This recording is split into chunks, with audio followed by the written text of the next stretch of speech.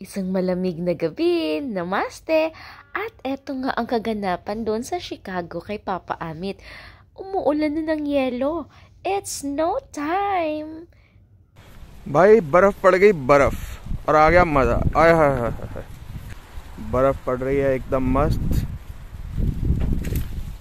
और हम बर्फ में घूम रहे हैं। आय हाय हाय, मुंह पे बर्फ पड़ी, मुंह पे बर्फ पड़ी। Oh my, tasty tasty, yummy yummy. ओए हाय, बर्फ पड़ रही है। आय हाय हाय,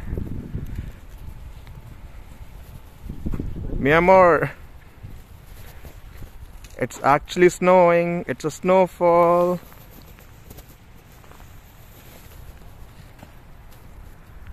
It's gonna be cold, much colder. Woo!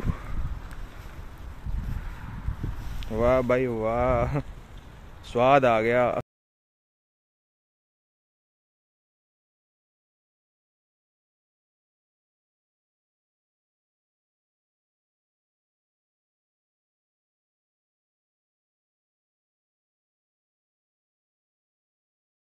लो जी, बर्फ जमनी शुरू हो गई है बिल्कुल रोड, और अच्छा स्नोफॉल हो रहा है।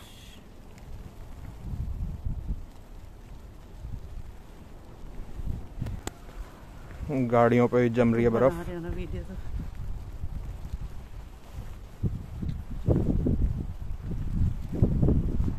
हमारी गाड़ियों पे जम रही है बर्फ।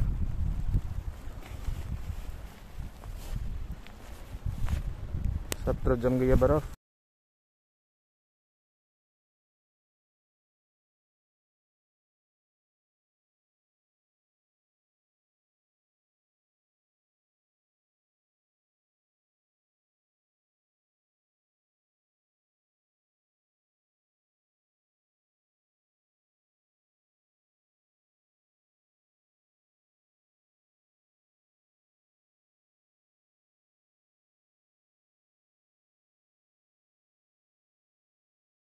Magandang umaga na.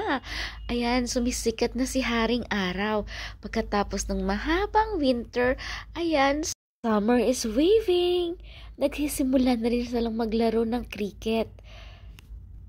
Kung baga sa atin, sa mga lahat ng kanto halos ay may basketball court. Dito naman, sa kanila ay cricket. And here on the other side, you can see the railway. This is a cargo train nearby in our house. One of the disadvantages of this, ang ingay, nakakaloka sa gabi, umaga, pagdadaan yung tren.